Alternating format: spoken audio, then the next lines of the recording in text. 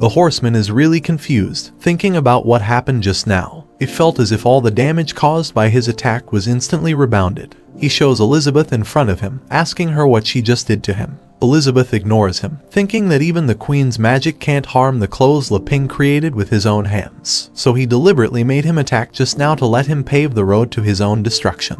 Leping's clothes are shining a beautiful blue light. He says to the horseman that everyone says he is the hero.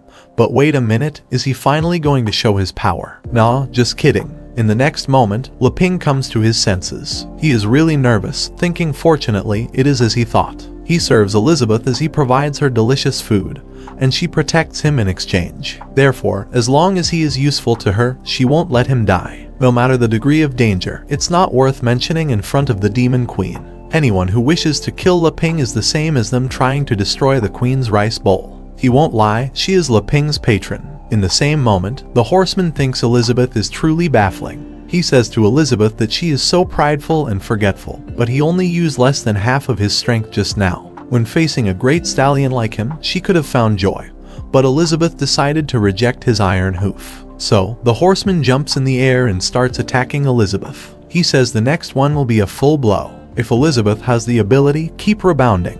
And let's see if she succeeds. But before he attacks Elizabeth, someone attacks him and he falls on the ground. Elizabeth, who is standing there without any fear, says to someone, "Have she finally woken up?" The horseman, laying on the ground, thinks about what's happening with him. He is not looking good. Suddenly something slowly comes out from the sky. It is the golden dragon. After witnessing this moment, the horseman, who can die any minute, realizes this is the dragon's true form. But he is really confused, thinking that the one he just killed, what was that? Suddenly the dragon the horseman just killed starts melting. After melting, the dragon merges into the dragon tail. Elizabeth, who is thinking, asks if he's using his tail as a pet teaser. That's a little trick she often used to play with her before. This is the dragon void realm form. He is the golden dragon queen, and his rank is a 1-star demon king. He is really big and can destroy the whole island with his hand. In the same moment, the horseman, who knows he might die any minute, says it's impossible. He has the power of a demon king. There's no way he can lose. But before he says something more, the dragon uses his finger and kills him. Finally, the horseman is dead. Leping is really surprised. He asks Elizabeth if this is real. Elizabeth, misunderstanding Leping, says that she knows that Leping already discovered it a long time ago. Suddenly, everything turns gold, and the whole island starts disappearing. Elizabeth explains that this space where they are isn't real. It's just an illusion that the dragon created. After everything disappears, everyone is floating. Leping is really surprised after seeing him floating in space. Elizabeth, after seeing Leping like this, says to him, "Even if magic is your weak spot, this wouldn't escape your perception." In the next moment, the dragon says something to Elizabeth in the demon language, and Elizabeth also replies to him. After hearing Elizabeth's words, the dragon starts crying, and tears start falling from his eyes. Suddenly smoke covers the dragon's whole body. In the next moment, he turns into a cute loli. She asks Elizabeth if she is really his master and that she was waiting for Elizabeth to be back. She is Emilia, Elizabeth's pet. Elizabeth says to him, "You have already been promoted to the Demon King level. Are you still that naive? I originally didn't want to come here and wake you up because you're so clingy." But she catches Elizabeth's leg and says Elizabeth has been gone for 500 years without a word. "Do you know how much I missed you?" Emilia starts telling how she met Elizabeth. She was born between heaven and earth, and Elizabeth was the one who found her in the lost secret realm and hatched her with her magical power. They formed a servant and master contract. Elizabeth not only gave her a name, Emilia, but also personally guided her, trained her, and played with her. So, Emilia made a sacred oath that she would definitely protect and serve her master. After she grew up, she became her master's mount, carrying her around to fight against vile creatures. Later, in order to put an end to the constant wars, Elizabeth decided to rule the world. Emilia was happy to see her master achieve world domination one step at a time.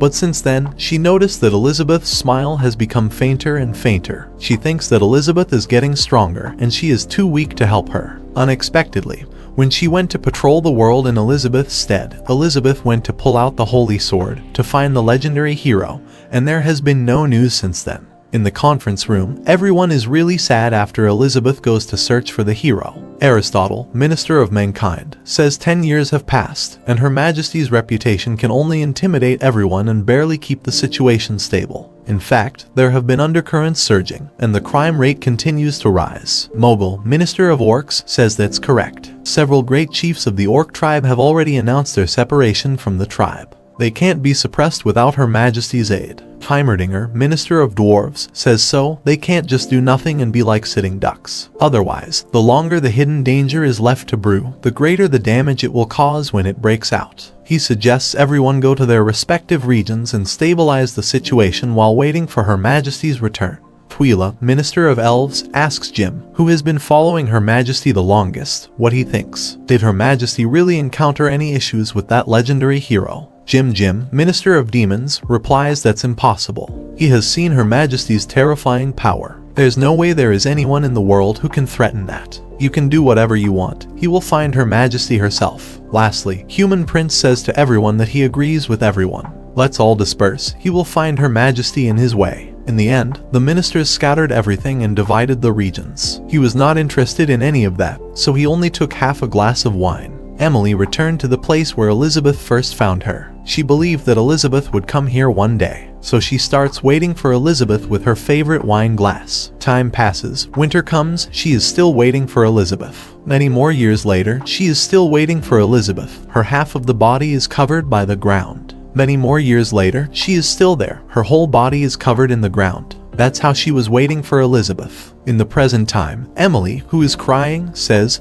"Finally, Elizabeth returned. She was waiting for her." Elizabeth replies, "Isn't that great? It seems like the long wait has taught you to let go of your playfulness and grasp meditation, which is the key step to reaching the Demon King level." Emily doesn't pay any attention to Elizabeth's words. She asks Elizabeth to not leave her behind again, thinking that it turns out that Elizabeth left without a word for 500 years just so she can grasp meditation and reach the Demon King level. Everything Elizabeth has done was for her. Leping interrupts their conversation and asks Elizabeth to stop talking about the past. She has to quickly save little girl Annie. Suddenly, little girl Annie opens her eyes and asks Leping where they are. Leping is really happy after hearing Annie's voice.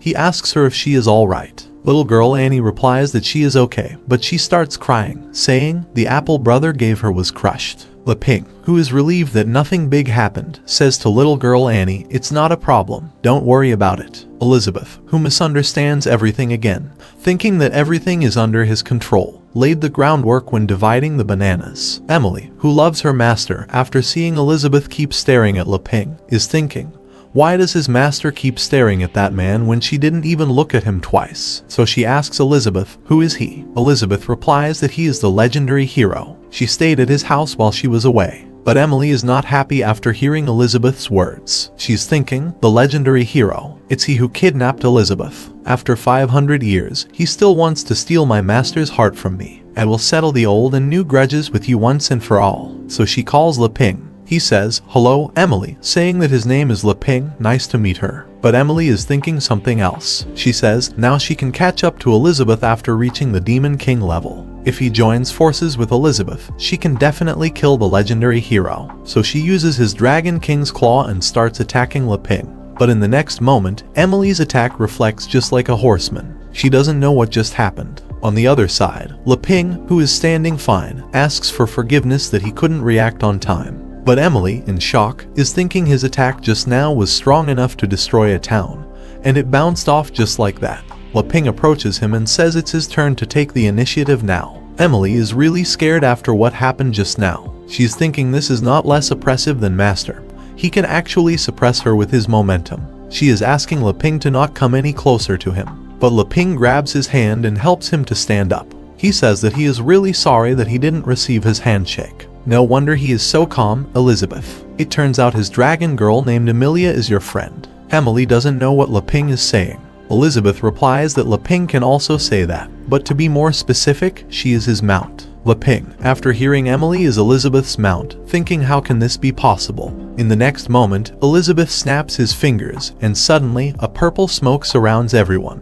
In the next moment, they teleport into Leping's house. Elizabeth says to everyone, that will be all for today. Emily is really happy after seeing Elizabeth's skills, saying, Master, it's so cool. Because that was something she could only create after stepping into the Demon King realm. Elizabeth absorbed it in an instant with no effort at all. She is truly worthy of being called a monster. Leping is also happy, saying, so it's that easy to return. Thinking, as long as he holds onto Elizabeth's thigh tightly, all his troubles will be nothing more than child's play. But little girl Annie is not happy because Leping's house was too far away, and she passed out from the teleportation. Elizabeth asks Leping to please send Annie in first so she can rest. Elizabeth still has some things to tell Emilia. Leping says okay to Elizabeth and gets little girl Annie into the house. After Leping leaves, Emilia asks Elizabeth what she wants to say to her, saying, please don't hesitate to give me orders. I can't wait to serve master. Elizabeth asks Emilia if she has heard about the Demon Realm's Dark Guild. Emilia replies that even if she has not been outside in the past 500 years, she still heard some news of the Demon Realm before she fell asleep. So she explains that it was established by that guy Malfoy, the Prince of Mankind, and asks Elizabeth if she knows him. After hearing this name Malfoy, Elizabeth remembers that there seems to be such a person. Before she came to find the legendary hero, Emilia asks Elizabeth what is it. Do she want to ask him to do something?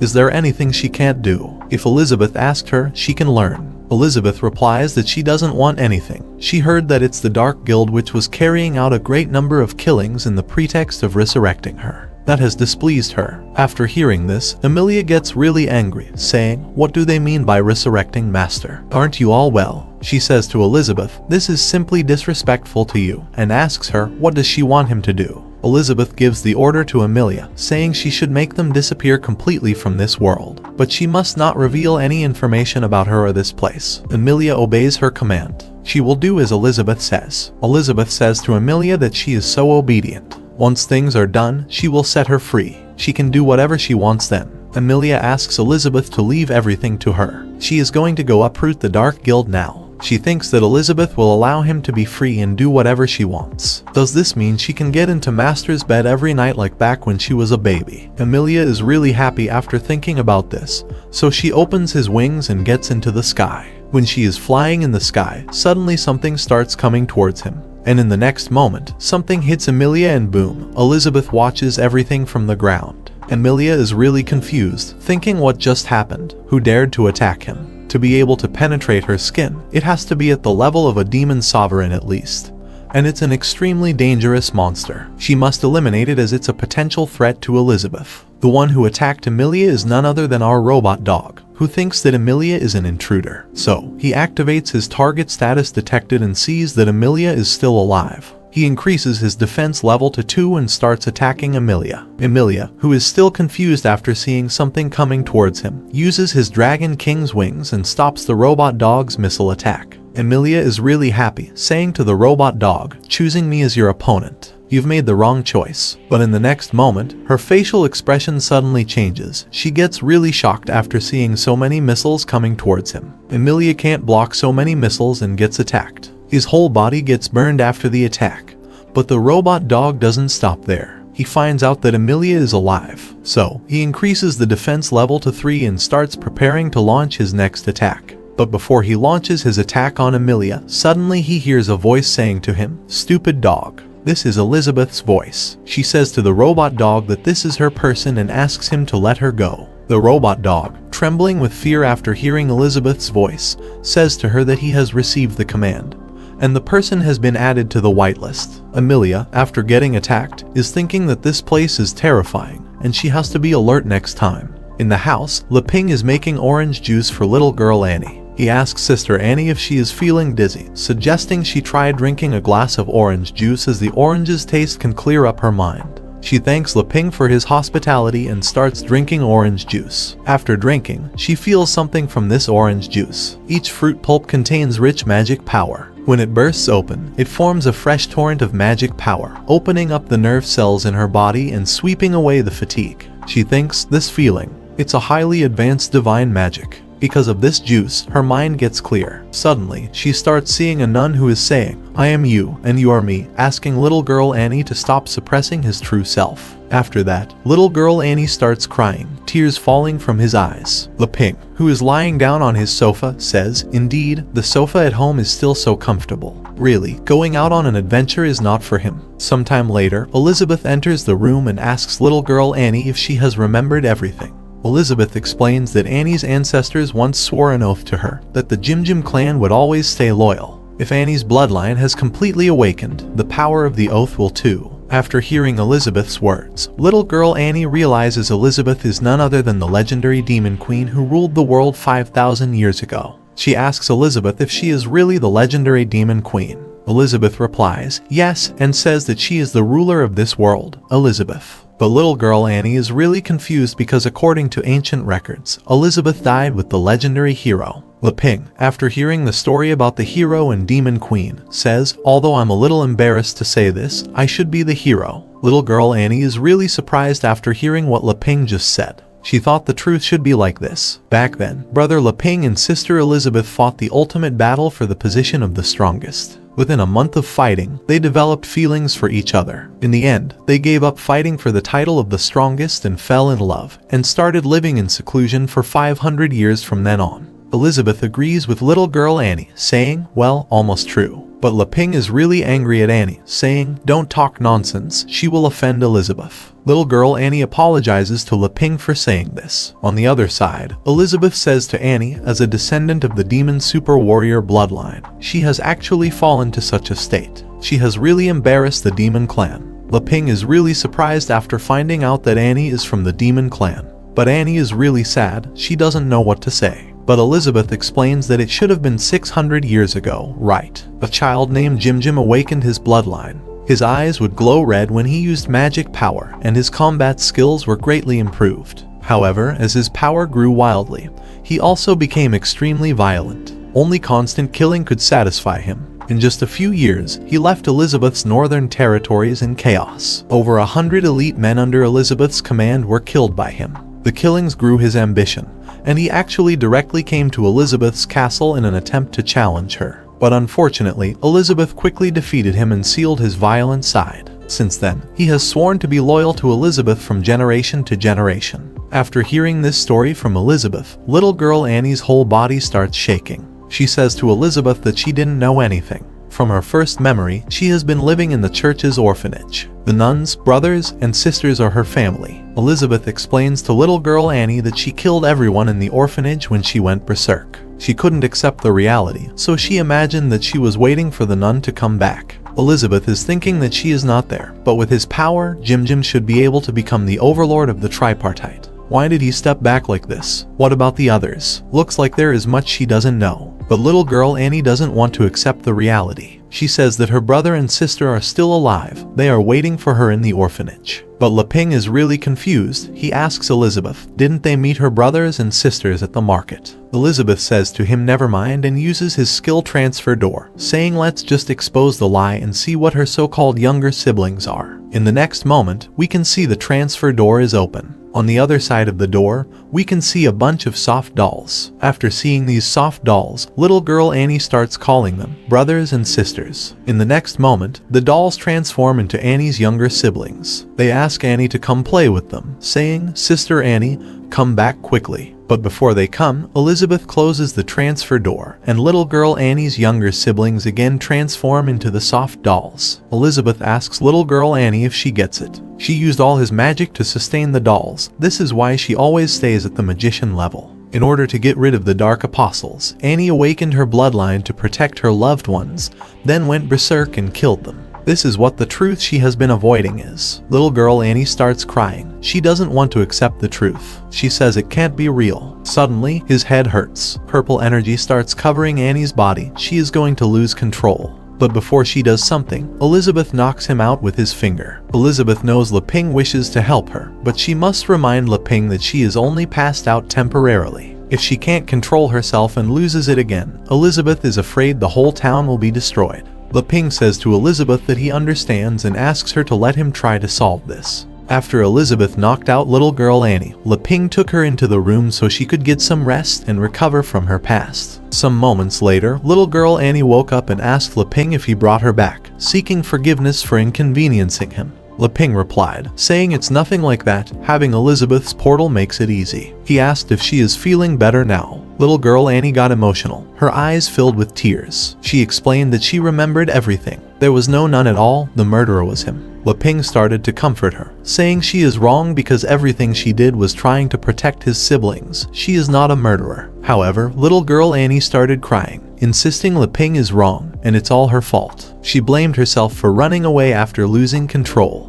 Ping explained that it's all the Dark Guild's fault. It wasn't her intention to lose control after awakening her bloodline, and asked her to stop blaming herself like that. But little girl Annie does not listen to Ping. She is still thinking that she is the one who killed her own siblings, and this fact will never change. After seeing little girl Annie, Ping got the doll and said to Annie that when she was making the dolls, all the details were good. But it's obvious that she was scared of the cotton slipping through, so she made a lot of knots. Even if it is secured, it will result in the doll losing its spirit as a whole.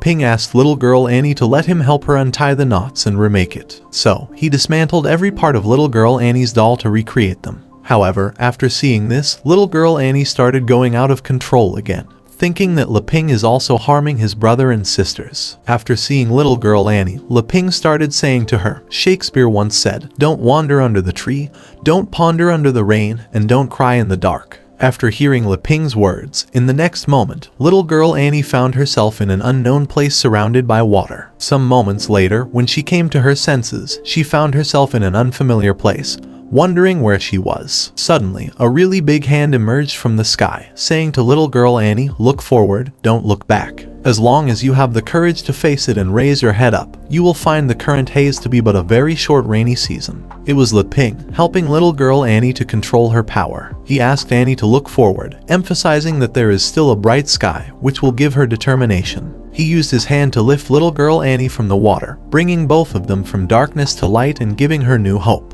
Sometime later, he created a new doll for Annie, saying, "This is the doll I remade for you. His name is Raphael." This is the angel doll, Raphael, that Ping created for little girl Annie. And you know, whatever Ping creates, that item is really overpowered. He hopes it can help her heal, so he gives this doll to little girl Annie. After receiving the doll, little girl Annie became emotional, thinking, "This feeling, it can't be wrong.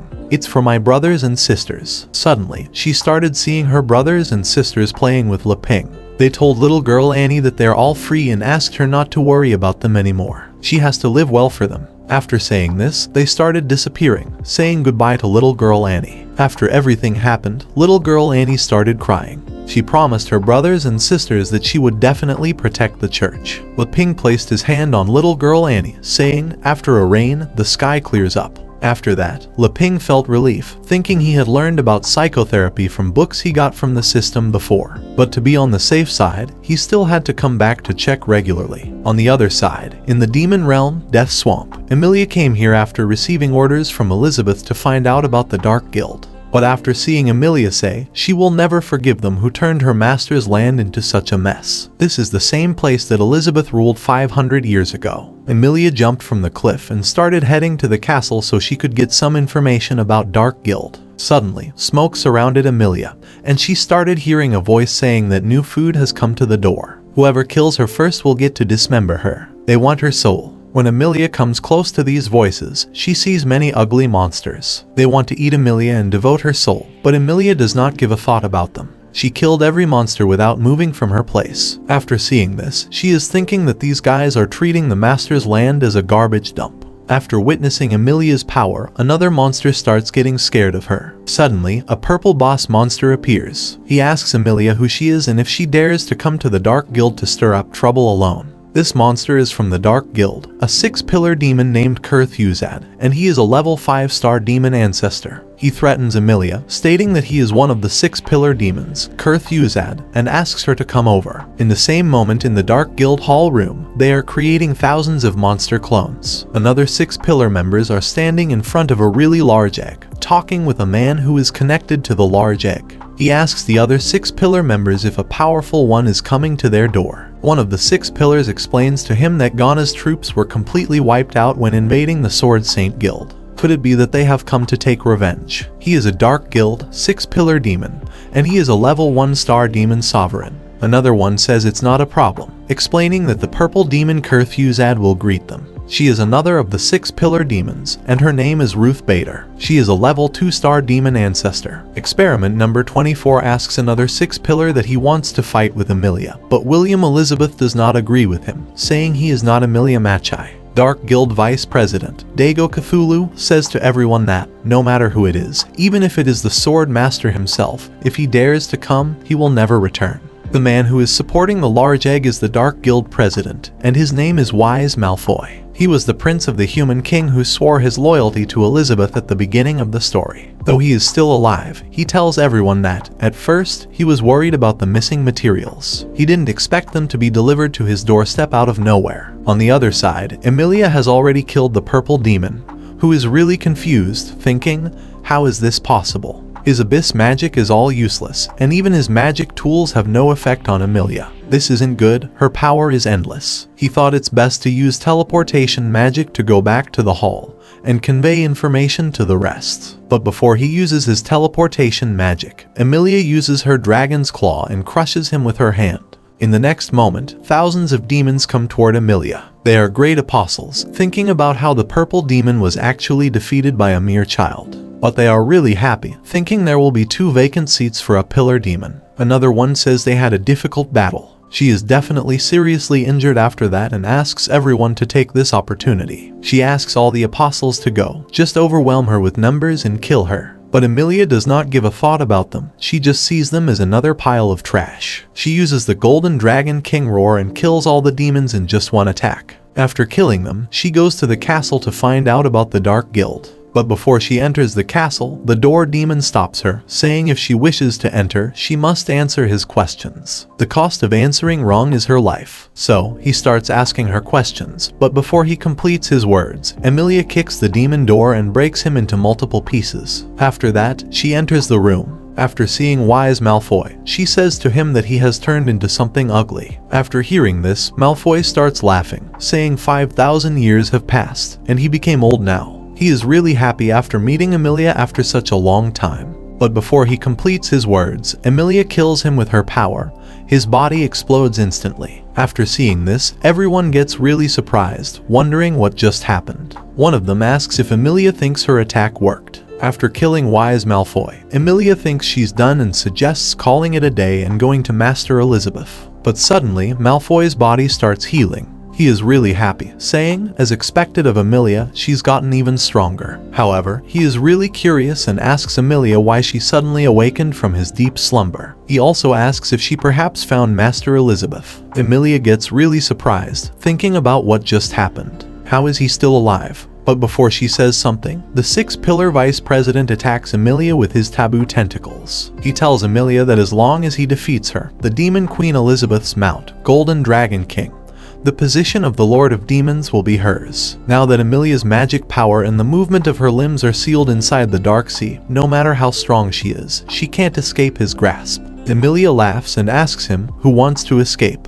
What do you mean? Emilia starts eating his tentacles, but he tells her that it's a pointless struggle. However, Emilia doesn't give a thought about him and continues eating. But his tentacles are really large. He tells Emilia that she is a stupid girl and asks if she wants to eat him. Does she know how large his body is? She shouldn't overestimate herself. But he underestimated Emilia. Emilia starts eating his whole body, and the octopus demon gets really scared. He asks Malfoy to save him, but before they help, Emilia already finishes eating him. Since waking up, she hadn't eaten anything and thought that this would be enough to fill her stomach. Suddenly, one of the 6 pillars says to Emilia that she surrenders. She had to join them against her will. She comes close to Emilia and uses her seductive kiss on Emilia, thinking if attacking doesn't work, this will. She asks Emilia from now on, she is her prisoner. However, her seductive kiss doesn't work on Emilia. Emilia releases some of her power and sends her flying to the other side. She doesn't give a thought about her, she is still thinking about the octopus she ate before. Because the silly octopus still wants to multiply in her stomach, she says to the octopus that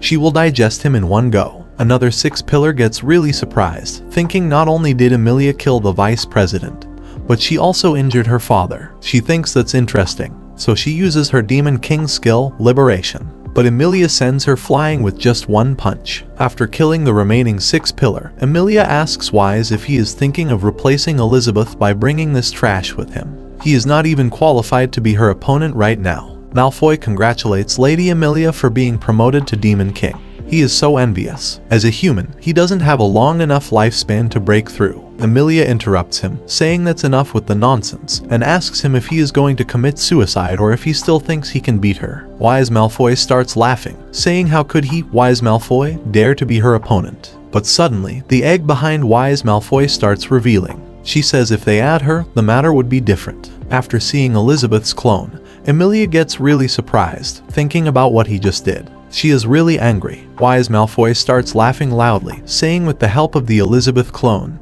he will defeat Emilia. After 1 month later, Robot Dog licking his pee. Oh sorry, I mean Leping is working on his farm, digging a hole and sowing some fruit seeds. He gives them some water, and in the next moment, a tree grows with many types of fruits. Leping harvests all the fruits from the tree and starts traveling back to his home with his robot dog. After coming back home, he starts preparing some firewood for cooking. However, Leping is not his usual self, and Elizabeth also notices, thinking, what the hell is going on with him? In the night, Leping can't sleep because of this. He says that he has decided he will ask Elizabeth about the world. In the next morning, Leping apologizes to Elizabeth for bothering her so early. He makes today's breakfast and asks Elizabeth to please enjoy. Elizabeth asks Leping if he has anything to say, just say it. She hates beating around the bush. After hearing this, Leping explains that after this year of getting along with each other, Elizabeth should already know that he is no threat to her and that the hero and demon queen can coexist. So, he thinks it's time for Elizabeth to get out of here and take control of the world again. But Elizabeth is really confused, thinking about what Leping wants to say.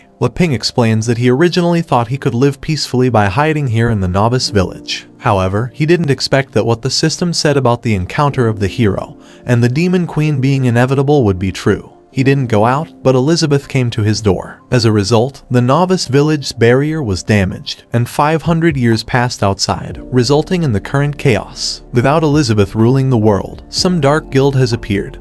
And what happened to Uncle Boss and Annie is just a tiny part of the chaos of the outside world. After hearing this, Elizabeth is really confused and asks Leping why he cares if it's chaotic or not, as it doesn't affect them. But according to the system, if Leping and Elizabeth become enemies, the world becomes peaceful. However, if they both become friends, then the world is in chaos. Leping explains that he admits he was intertwined during this period because of the barrier's disappearance. Without Elizabeth, it would have been difficult for him to continue living like this. If he didn't know what was going on outside, he could certainly continue his life here without any problems. But after witnessing it, he can no longer stay out of it simply because he doesn't want to be a hero or doesn't want to save people from suffering. However, Elizabeth misunderstands everything, thinking Leping is just saying he can't live without her. Leping asks Elizabeth to please go and rule the world again. Although he is an incompetent hero, he can't continue to be selfish. But what can he do? If this place is wiped out by monsters, the worst he can do is just go to the city to work.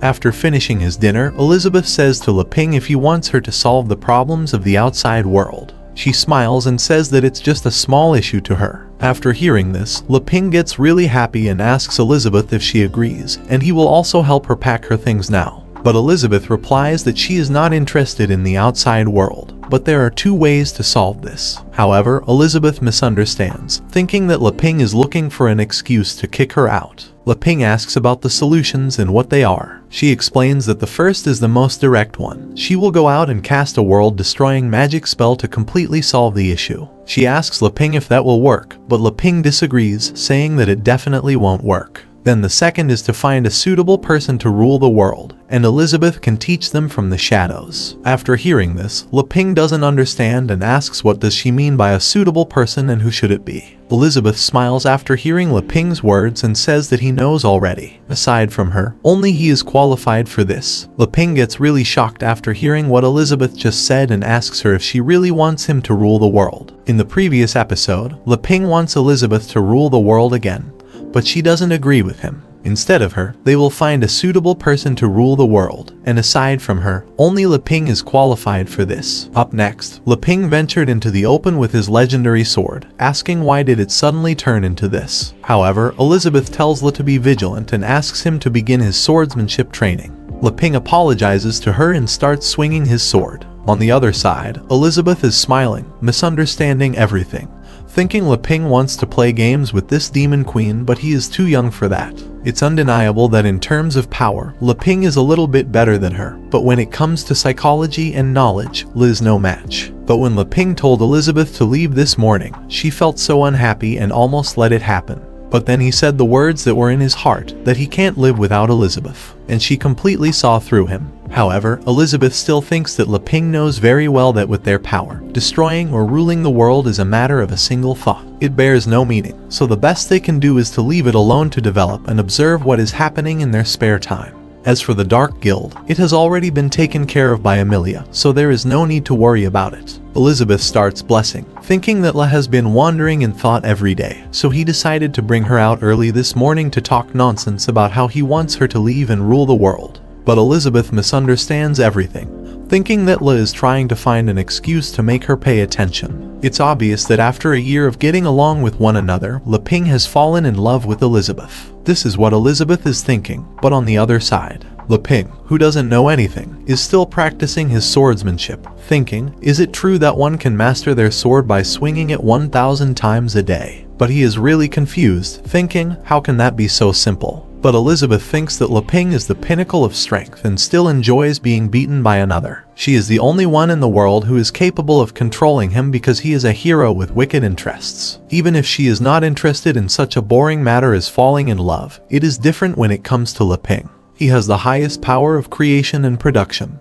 and she has the best swordsmanship and magic. What kind of a child would the two of them be able to create? To create the strongest child to break the limits of this realm, thinking this is Leping's true aim. However, after thinking about this, she starts laughing really loudly, thinking she will not agree so easily, so she will let La practice his bad swordsmanship first. He needs to get stronger for that kid in the future. But Leping, after seeing Elizabeth, gets really confused, thinking, what is Elizabeth thinking about? Is she really planning to teach me swordsmanship and magic so I can destroy the Dark Guild? But when Leping swings his sword, suddenly a smoke scene surrounds the legendary sword. In the next moment, the legendary sword turns into a 12-year-old kid. After seeing this, Leping gets really shocked, thinking, why did the holy sword turn into a kid? The holy sword, now turned into a kid, gets really angry at Leping and asks why he is calling him a kid, introducing himself as Majestic Holy Sword Sword Spirit, Alpha. Elizabeth, after seeing everything, asks Leping what's going on. But after seeing Elizabeth, Holy Sword Alpha says to her, Tisk, so it's you, the Demon Queen Elizabeth.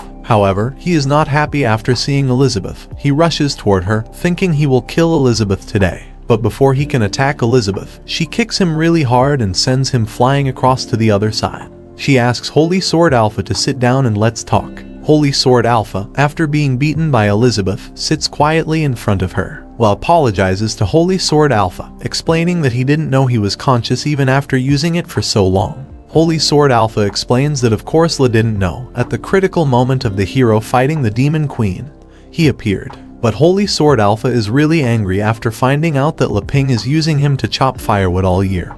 He actually used the Majestic Holy Sword to chop firewood. He asks Leping if he knows how he spent that year. Leping asks Holy Sword Alpha to calm down, but he doesn't listen to him, thinking La actually changed the script and became friends with Elizabeth, and he even turned him, Holy Sword, into a wood chopping knife. He says that Leping is a disgusting man and he doesn't deserve to be a hero at all. Elizabeth asks Holy Sword Alpha if he wants to kill her. Holy Sword Alpha replies saying no, explaining that it's all because of the silly system settings. Now, it's invalid. Considering the circumstances, Elizabeth would actually be his savior. But Elizabeth doesn't care and asks Holy Sword Alpha to help Leping rule the world. However, after hearing this, Holy Sword Alpha gets really confused and asks about ruling the world. Leping explains that Elizabeth means they should save it. But Holy Sword Alpha is still confused and asks Leping what he is talking about. La explains, saying he has been idle for a long time. He decided to take the responsibility as the hero,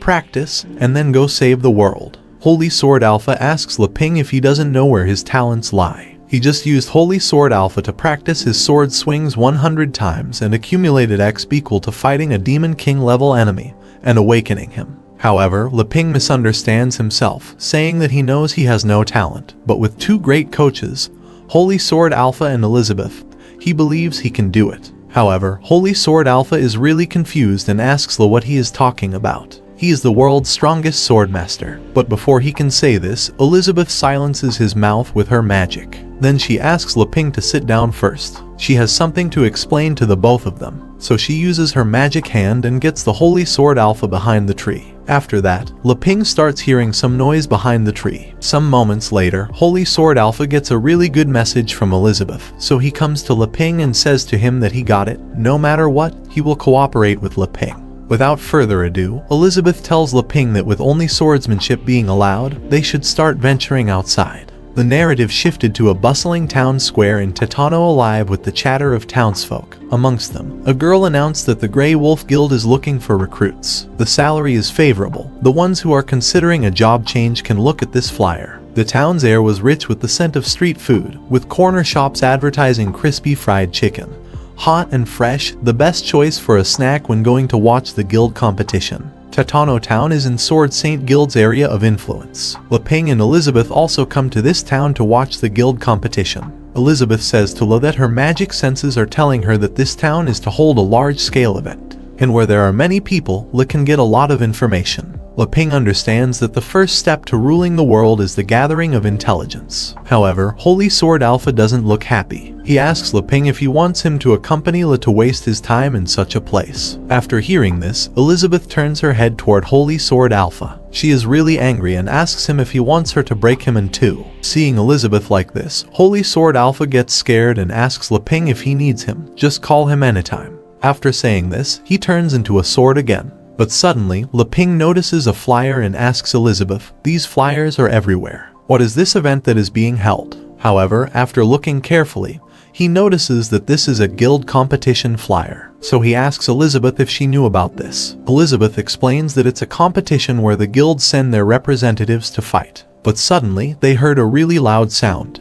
This is the announcement sound for participants to enter and who wants to bet with them. After hearing this sound, people start heading toward the arena. When the guild competition is going to be held, people ask everyone to bet on the Sword Saint Guild. They will 100% win. But another one says that the elves have also sent people this time. Also, there is that card guild that became famous recently. Leping grabbed Elizabeth's hand, suggesting they watch the spectacle too. Moments later, upon reaching the arena, Leping was astounded by its immense beauty and size. However, their entry was halted by a yellow monster who informed them that his magic ticket inspector didn't detect their tickets. Leping, turning to Elizabeth, confidently offered to handle the situation. He inquired of the yellow monster if, as advertised on the flyer, tickets could still be purchased for 10 gold coins. The monster confirmed, but revealed he had monopolized the remaining tickets and was now selling them for 200 gold coins. Leping was shocked by this blatant profiteering. Elizabeth, clearly displeased, used her mind control magic on the monster. His demeanor instantly changed, becoming obsequious towards Leping.